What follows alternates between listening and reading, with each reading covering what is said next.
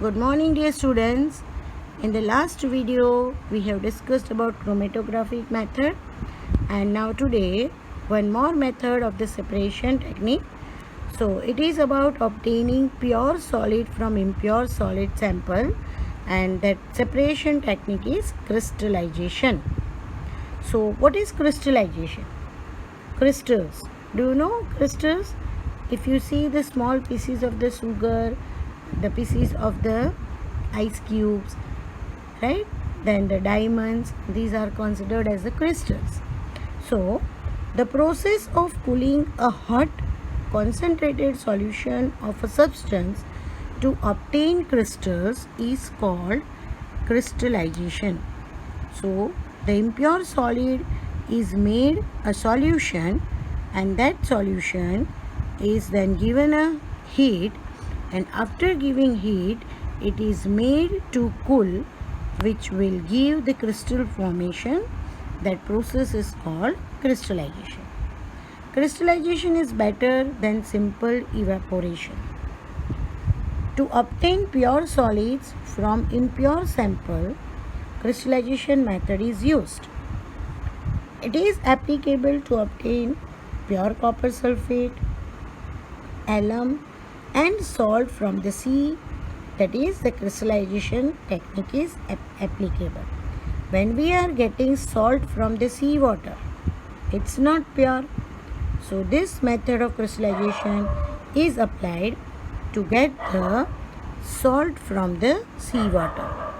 Even the copper sulfate solution, when it is impure and we want pure, this method is applied.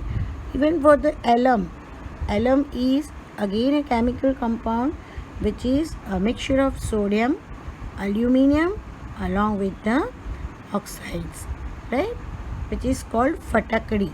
It is used for cleaning the material. Even if you have heard that in our water tank, alum is added to kill the germs of the water in the tank, so the water can be near to purify, not exactly purify, but it will be near to purify by adding the alum.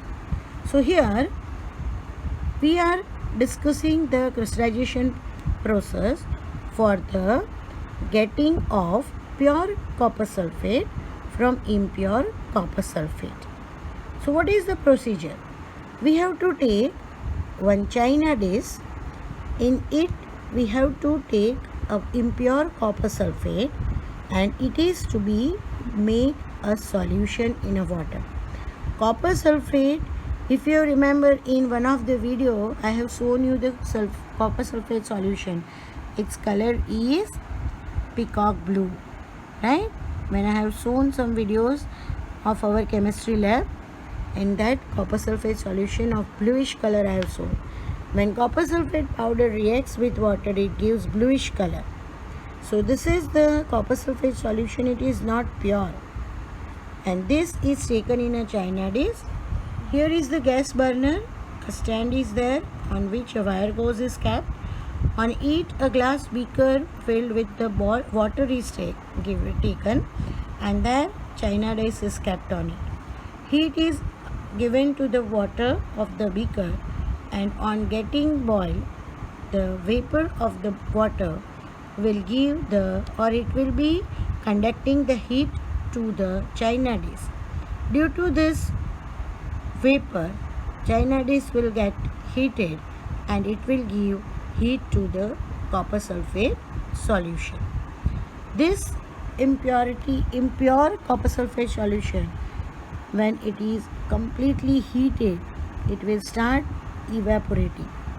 Then after somewhat evaporation, we have to keep this china dish for a day or a two at a room temperature.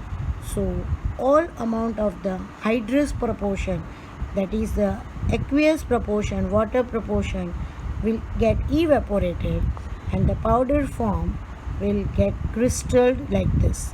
Copper sulfate in a crystal form is not actually pink in color. It is whitish in color, but you can easily identify the crystals. So I have made here pink in color. So on cooling, we will obtain the crystals of pure copper sulfate. Now, one more method about the separation of the components, and it is for the miscible liquids. Miscible, that means the liquids which are completely mixing with each other and we can't see them separately by our naked eyes, and so they are not possible to separate by the separating funnel, one of the method which we have discussed in the earlier videos. So separating the components of a mixture containing two miscible liquids having boiling points differing by 20 degrees Celsius or more, then that separation technique is called simple distillation. Boiling point differing, it means suppose one of the liquid is having 120 degrees Celsius and one more is having nearly 135 to 140 degrees Celsius, then or more than that 140 145, then with that large boiling point difference we can separate them by simple distillation. But suppose the mixture of the two or more miscible liquids is there and their boiling point differ with very nominal difference, that means if one is 110 degrees Celsius, then other if it is 115 degrees Celsius, one more is 130 135, then with the very small nominal difference among them is there, then such mixture of miscible liquid is separated by another distillation method, that is called fractional distillation. Fractional, that means in a part, one by one. Distillation process is applicable to the separating the mixtures. Simple distillation, the mixtures which are like acetone water, ethanol water, and etc. And fractional distillation is applicable to the process for the separation of different gases from the air as well as the fractions from the petroleum products, because we know that petroleum is a crude oil and from it diesel, kerosene, petrol, naphtha, right? These all products are available where the difference between their boiling points is very nominal. So these two different techniques, distillation, that is simple distillation, and fractional distillation, we will discuss in the next video. Thank you.